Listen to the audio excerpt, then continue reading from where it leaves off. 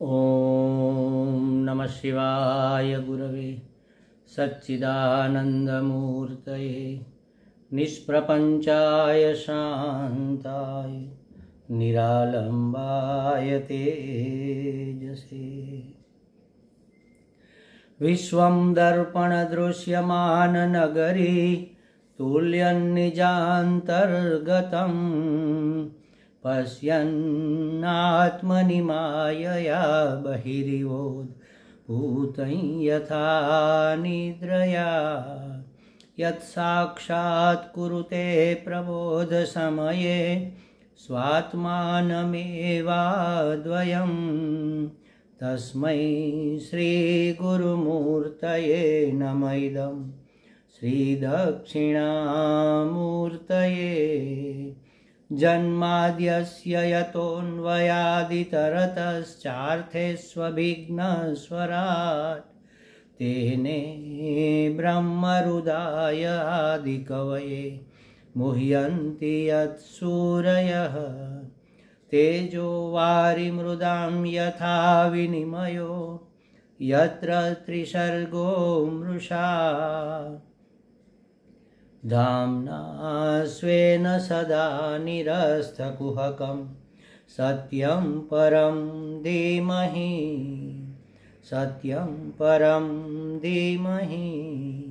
सच्चिदानन्दरूपाय विश्वोत्पत्त्यादिहेतवे तापत्रयविनाशाय श्रीकृष्णाय वयं नुमः। श्रीकृष्णाय वयं नुमः। श्रीकृष्णाय वासुदेवाय हरये परमात्मने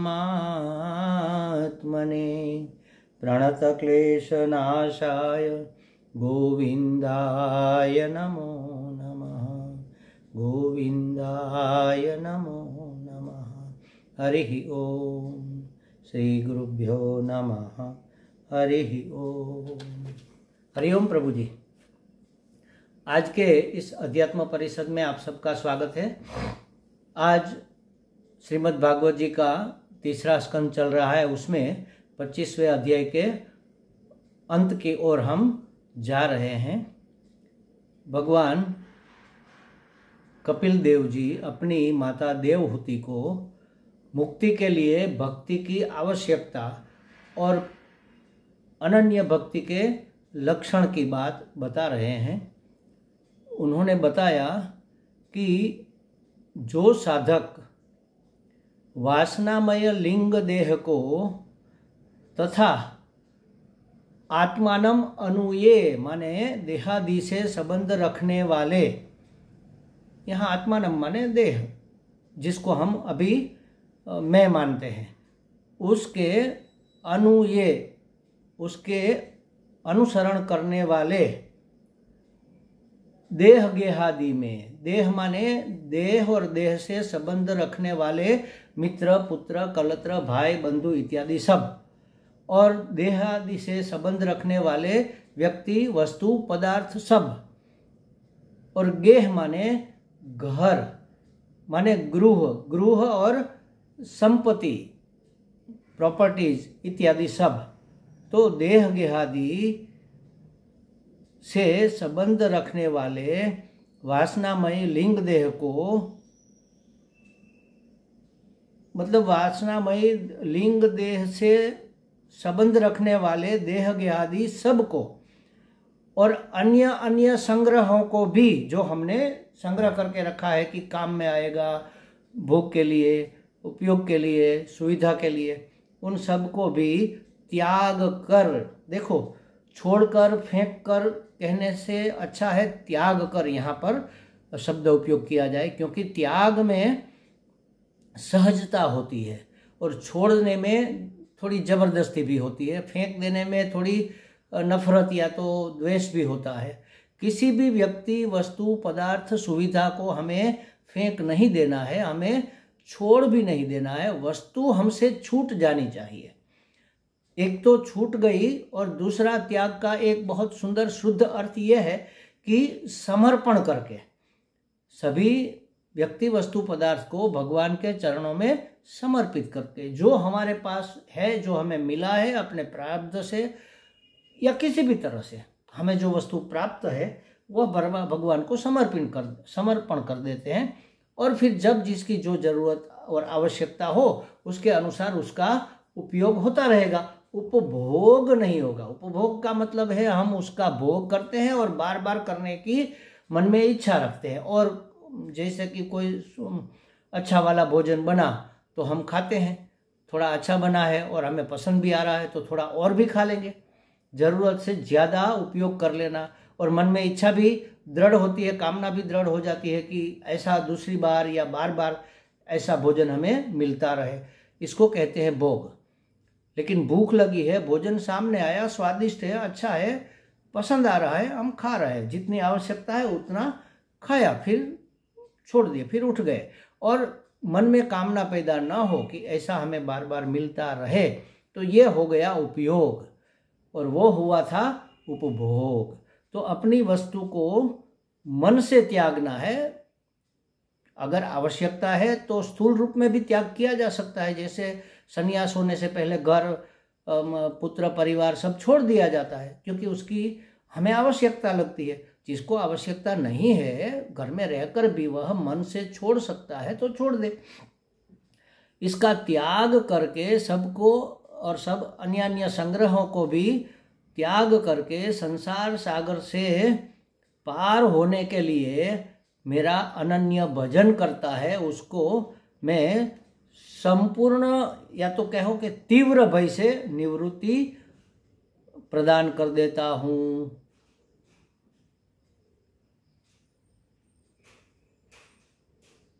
हाँ, देहादि का त्याग करने में 3-4 चीज़ें और भी आती है। जैसे आत्मा, हम सिर्फ आत्मा को ही नहीं कहते, आत्मा मुख्य अर्थ में आत्मा है, मैं जिसको हम कहते हैं।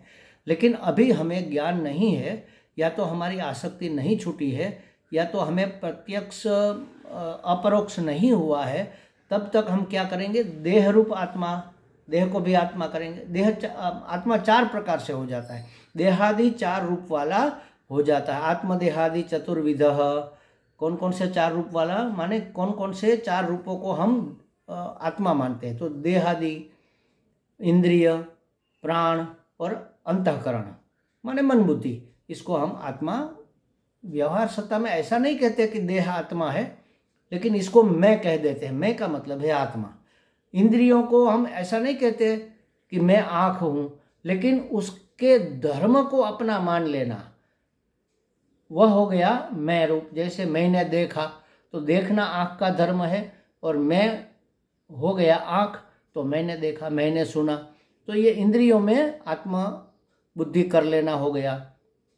प्राण को तो हम आत्मा मानते ही मानते हैं। जैसे किसी की प्राण निकल गए तो कहेंगे कि भाई फला फला व्यक्ति मर गया, गुजर गया, चला गया, गया है उसका प्राण, तो प्राण को ही हम जीवन मानते हैं, वैसे तो मैं मानते हैं। और अंतःकरण, मन बुद्धि, आज मुझे कुछ ठीक नहीं लग रहा है, मन को कुछ ठीक नहीं लग रहा है, मुझे दुख हुआ, मुझे खुशी हुई, तो सुख दुख ये सब मन के धर्म है।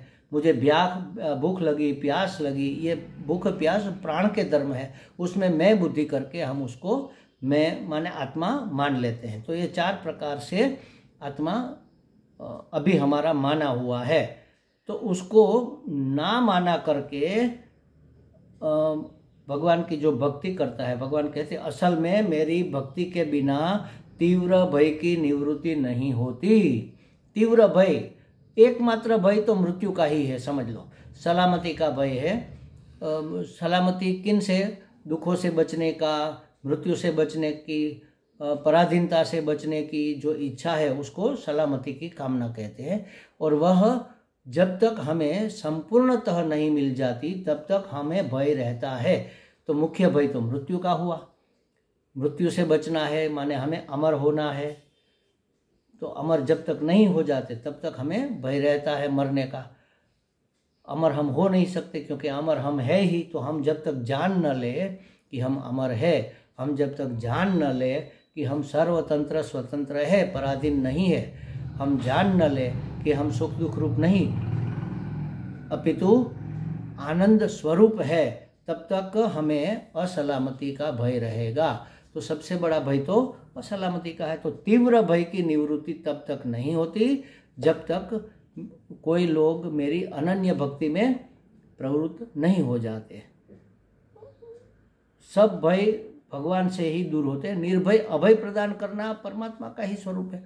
अभय की प्राप्ति कर लेना ही मुक्ति है। देखो, निर्भय होना अलग बात है और अभय होना अलग बात है। निर्भय हुआ जा सकता है और अभय जाना जा सकता है। अभय मेरा स्वरूप है, मेरे स्वरूप का ज्ञान होने से अभय की अवाप्ति हो जाती है। माने अभय स्वरूप है यह पता चल जाता है।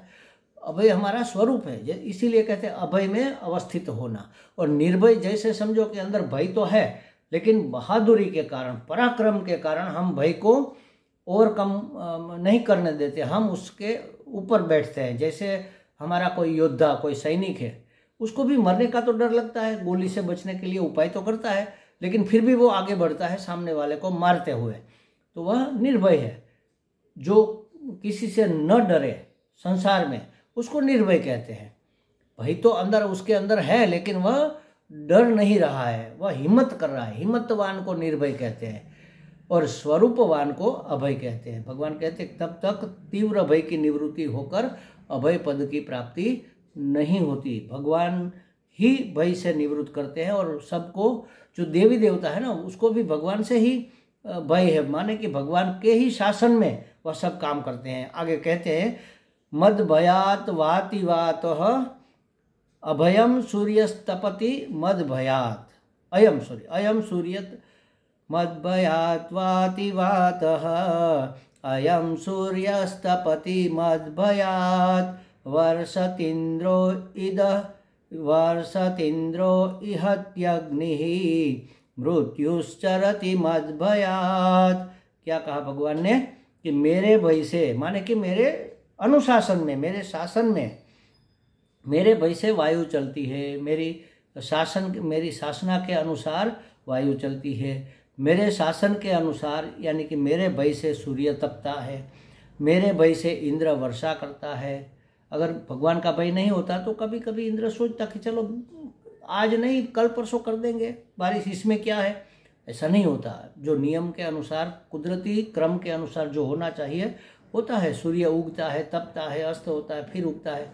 गर्मी के दिनों में ज़्यादा तपता है, ठंडी के दिनों में कम तपता है। ये सब भगवान की योजना के अनुसार, भगवान के भय के कारण या भगवान के शासन के कारण होता है। मेरे भय से इंद्र वर्षा करता है और अग्नि जलाती है। कभी अग्नि को ये नहीं होता कि चलो आज जलाना छोड़ देते, सिर्फ प्रकाश करते हैं, जलाते नहीं है। ये छोटा सा बच्चा, इतना प्यारा सा बच्चा, इसको क्यों जलाए, ऐसा वो नहीं कर सकता।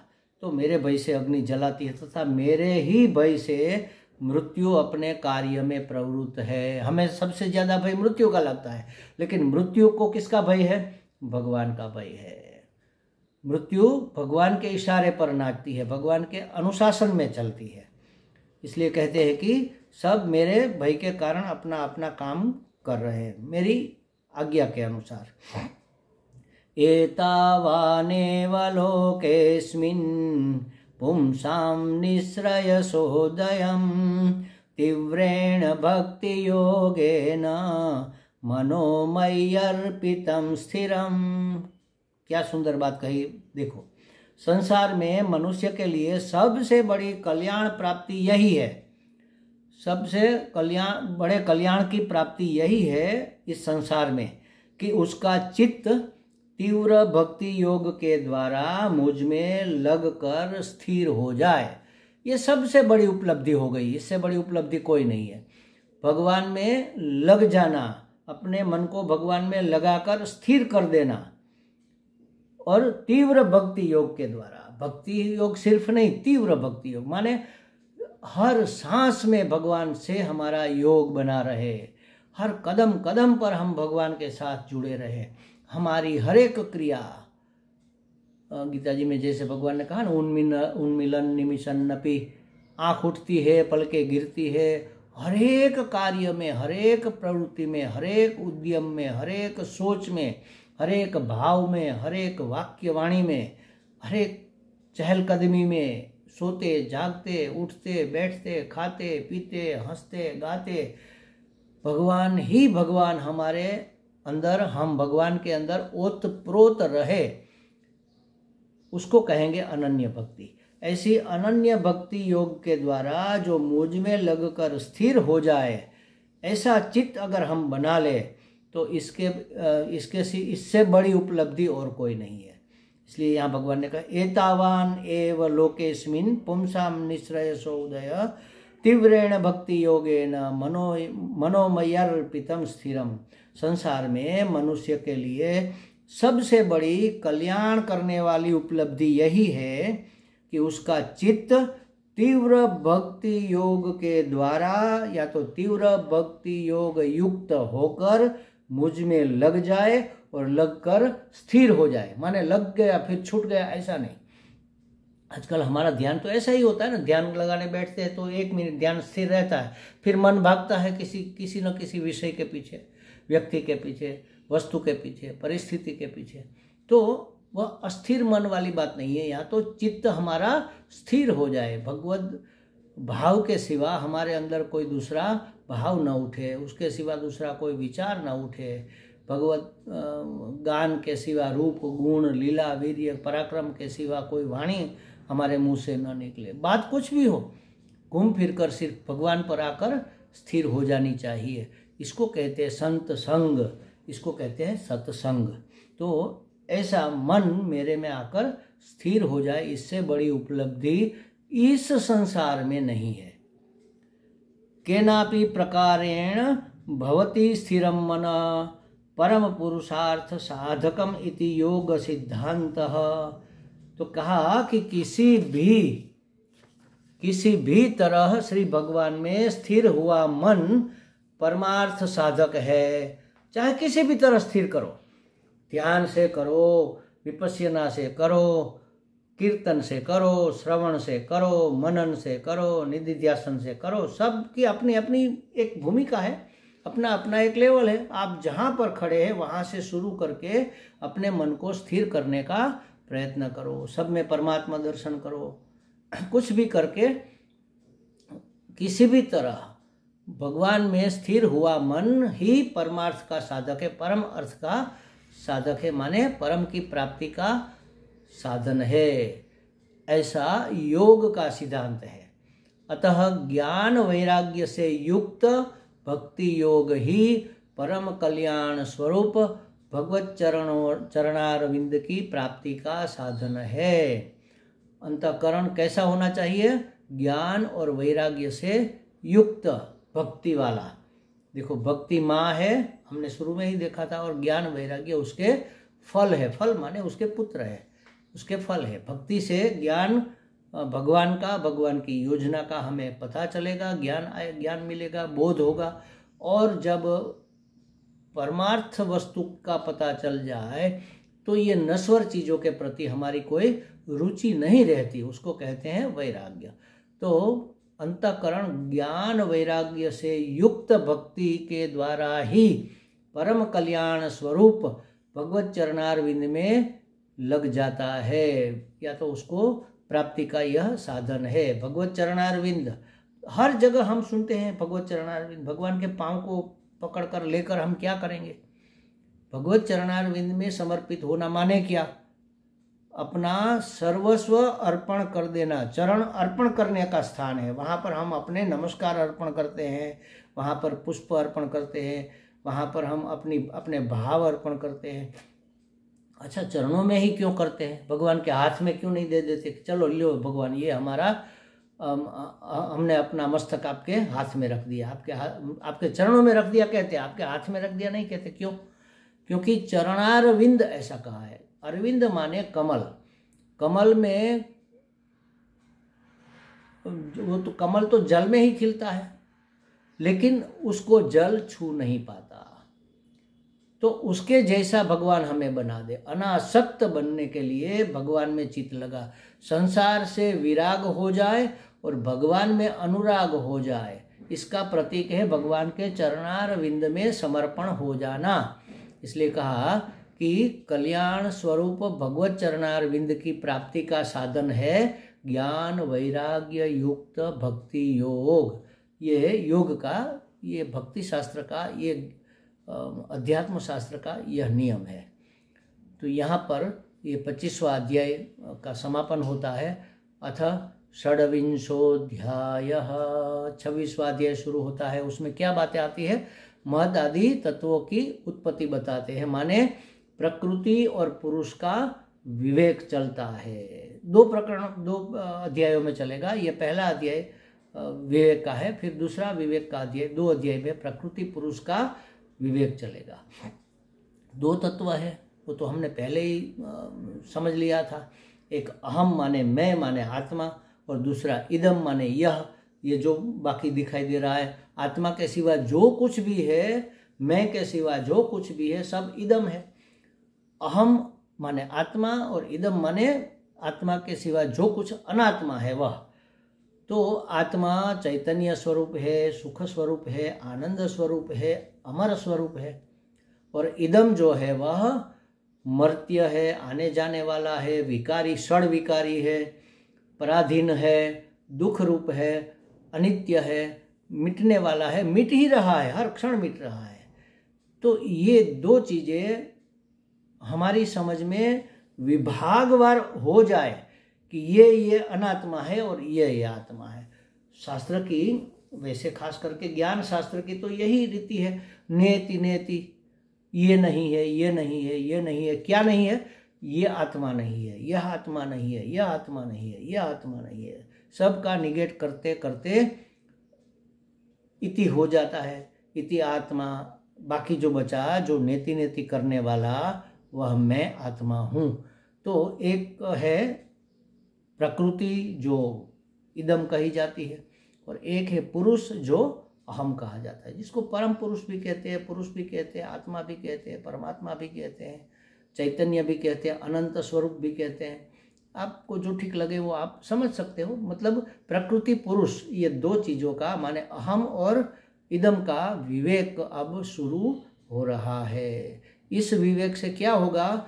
जो मैं नहीं है, जिसको हमने मैं मान रखा है या मेरा मान रखा है, और उसके प्रति हमारी आसक्ति हो गई है, वो टिकने वाला नहीं है। अब आसक्ति करेंगे और वह टिकेगा नहीं तो क्या होगा? दुख होगा, हमें पीड़ा होगी कि अरे वो तो हमारे हाथ से छूट गया, निकल गया।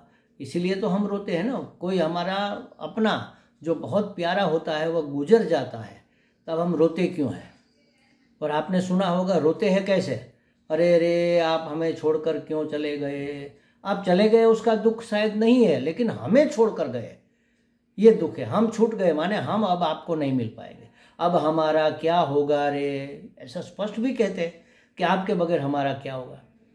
हम अपने दिल की बात किसको कहेंगे? मतलब दिल की बात कहने के लिए उसकी ज़रूरत थी, हमारे अपने लिए। तो शास्त्र में कहा भी है कि आत्मनस्तु कामाय सर्वम प्रिय भवतु। आत्मा के लिए ही सब कुछ प्रिय है। पत्नी पत्नी के लिए प्रिय नहीं है, पति पति के लिए प्रिय नहीं है। वह मेरे लिए, मेरे अनुकूल है, मेरे सुख का साधन है, इसलिए प्रिय है। अगर वह मेरे दुख का साधन हो जाए तो वह प्रिय नहीं रहेगा। वह मुझे अनुकूल है इसलिए प्रिय है, वो मुझे प्रतिकूल हो जाए तो प्रिय नहीं रहेगा। तो आत्मा नस्तु कामाय, आत्मा की कामना के लिए, आत्मा के लिए ही सब कुछ प्रिय है। तो ऐसा विवेक करने से, प्रकृति पुरुष का विवेक करने से आत्मा में कौन हूँ उसका स्वरूप स्पष्ट हो जाएगा, और अनात्मा क्या है जिसमें मैं उलझा हुआ हूँ, जिसके कारण सभी समस्याएं खड़ी हो रही है, जो हमारी सभी मुश्किलों का, हमारे दुखों का, हमारी पराधीनता का, हमारी परिच्छिन्नता का जो कारण बना बैठा है, उसकी अगर पहचान हो जाए तो उसको फेंक नहीं देना है, उसकी ओर से अपने आप मुंह मुड़ जाएगा। मुंह मोड़ना भी नहीं है, उसके प्रति फिर हमारी कोई रुचि नहीं रहेगी। जो है सो है, रहने दो, क्या जाता है हमारा उसके रहने से न रहने से। हम अपने आप में मस्त है, मस्त मौला बनकर हम खुशी खुशी अपना जीवन बिता हमारे गुरुजी कहते हैं कि सुखी होने के लिए हमारे अपने सिवा और किसी की जरूरत नहीं है, और दुखी होने के लिए भी मेरे सिवा और कोई जिम्मेवार भी नहीं है। मैं ही गलत गलत चीज़ों में मैं मेरा करके, आसक्ति करके, मैं मेरा करना माने आसक्ति करना, आसक्ति आसक्त होकर सभी में अपने आप को दुखी बना लेता हूँ। तो मुझे दुखी करने के लिए मेरे सिवा और कोई समर्थ नहीं है, और मुझे सुखी करने के लिए भी मेरे सिवा और कोई समर्थ नहीं है। कोई सिद्ध पुरुष आकर भी मुझे सुखी नहीं कर सकता, समझ दे सकता है। समझ के कारण मुझे बोध होगा कि मैं कौन हूँ और कैसा हूँ और क्यों हूँ। ये सब बोध होने के बाद मेरी समस्याओं का निराकरण हो सकता है। इसलिए प्रकृति पुरुष का विवेक अब किया जाएगा। भगवान श्री भगवान उवाच अथ ते संप्रवक्ष्यामि तत्त्वानां लक्षणं पृथक् यद्विदित्वा विमुच्येत पुरुषः प्रकृतिर्गुणैः। भगवान कहते हैं अब मैं प्रकृति आदि सब तत्वों के पृथक पृथक लक्षण कहता हूँ। क्या होगा इससे? तो कहा कि जिन्हें जानकर मनुष्य प्रकृति के गुणों से मुक्त माने विरक्त हो जाता है। क्यों विरक्त हो जाता है, या तो क्यों विरक्त होना है, तो भगवान ने कहा कि ये हम कल बताएंगे। ओम पूर्णमदः पूर्णमिदं पूर्णात् पूर्णमुदच्यते पूर्णस्य पूर्णमादाय पूर्णमेवावशिष्यते। ओम शांति शांति शांति। हरि ओम। श्री गुरुभ्यो नमः। हरि ओम।